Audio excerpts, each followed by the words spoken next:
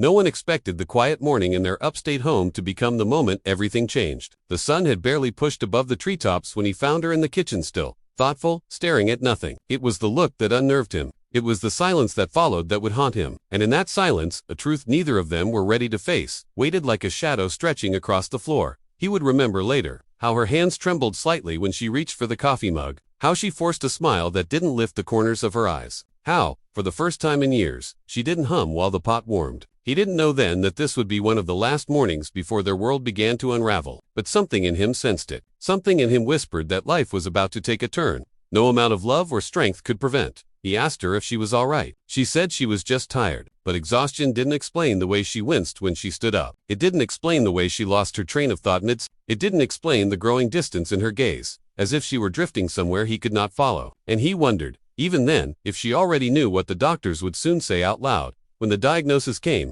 it was spoken in a room, too white, too cold, too still. The doctor's words seemed to float above them, unreal, as if delivered from behind frosted glass. She listened with her hands folded tightly in her lap. He sat close enough to touch her but felt miles away. The world outside the window carried on as if nothing had happened. Cars passing, leaves blowing, life unaware that two hearts inside that room were quietly breaking.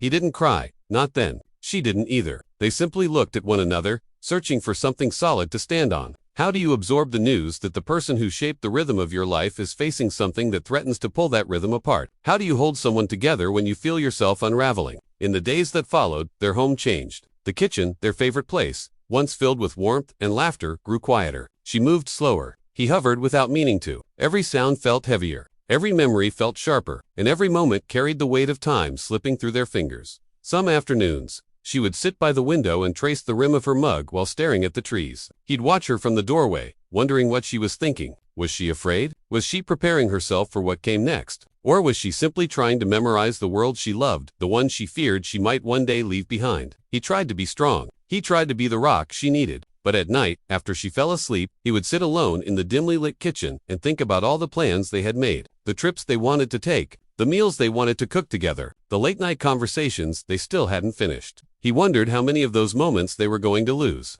and he wondered how long he had before he would be forced to say a goodbye he wasn't ready to face. But even as her diagnosis cast a shadow over their life, something unexpected began to happen. Their moments together grew deeper. Their conversations became softer, more vulnerable. She told him stories she had never shared. He held her hand longer than he used to, and the days that once passed without thought became small treasures they tried to protect with everything they had. Still, there were days when the fear was overwhelming, that there was the evening she dropped a glass, simply because she couldn't feel her fingers. He rushed to her side, trying not to panic, sweeping the shards away while she apologized over and over. But he wasn't upset about the glass. He wasn't upset at all. He was terrified that these moments were only the beginning, that soon, there would be bigger things she couldn't hold on to. Another day.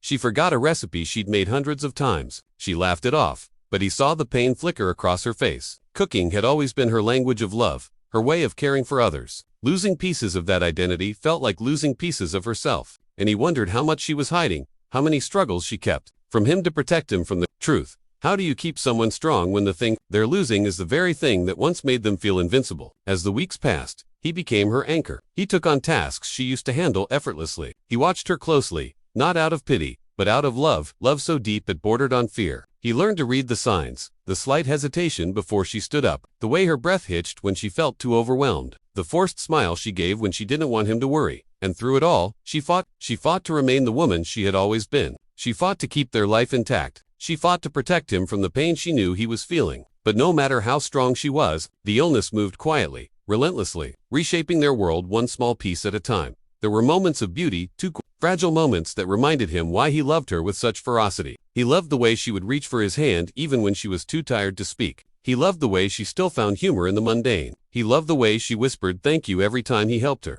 Even though he didn't want her gratitude, he just wanted her to stay. He started journaling at night, writing down memories, fears, promises. He said it helped him cope, but deep down he knew he was preparing for a future he didn't want, preparing to hold on to pieces of her if the day came when she could no longer hold on to herself. Sometimes she would find him writing and sit beside him. She would place her head on his shoulder, and they would sit in comfortable silence. She never asked what he wrote. He never offered. Some truths were too heavy to speak aloud. Then came the conversation he had been dreading. The one where she told him she didn't want him to pretend everything was okay. She didn't want him to lose himself while trying to hold her together. She wanted him to be honest, to feel everything, to let her know when he was scared. He did. For the first time, he let the tears fall. He told her he didn't know how to live in a world where she wasn't beside him. He told her he didn't know how to say goodbye. She held his face in her hands and whispered that goodbyes don't always mean endings. Sometimes they mean acceptance. Sometimes they mean love spoken in its truest form. How do you prepare to lose someone who has been your entire world? Her condition worsened slowly, like a candle burning down. Some days she felt strong. Others, she barely had the energy to get out of bed. He adjusted his life around her needs, not because he had to, but because he wanted to, because every moment felt like a gift, because he didn't want to waste a single second wishing things were different. He planned small joys for her, quiet dinners with her favorite foods, movies she loved, drives through the countryside when she felt well enough. He learned to cherish the sound of her breathing beside him at night. Even the silence became precious. Then one afternoon, she asked him something that broke his heart. She asked him if he would be okay, truly okay when she was gone. He couldn't answer at first. The words were stuck in his throat. She reached for his hand and told him she needed to know he would keep living, keep loving, keep finding beauty in the world, even if she wasn't there to share it. He promised her he would try. As the weeks passed, he found himself clinging not to the fear of losing her, but to the overwhelming gratitude of having loved her at all. Their story wasn't ending, it was simply changing, and with that realization came a quiet strength he didn't know he possessed.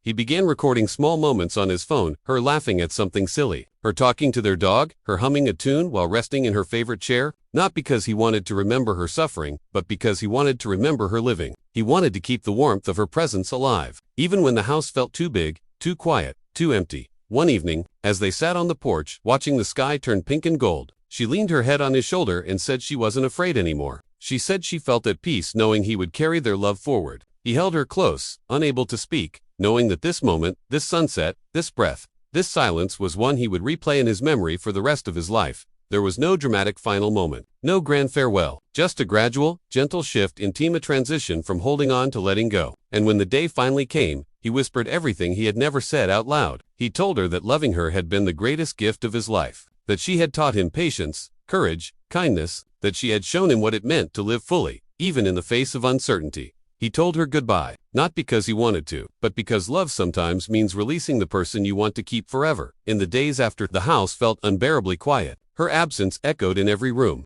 He found himself standing in the kitchen, touching the countertops she once worked on, opening cabinets she used to fill. The grief came in waves, sharp, unexpected, overwhelming. Yet within that grief was an undeniable truth. She was still with him. In the memories, in the silence, in the love that continued long after her voice had faded. He kept the journal he had written during her illness. Some nights he would read through the pages, not to relive the pain, but to remember the depth of their connection, to remember what it meant to love someone so completely that even loss couldn't erase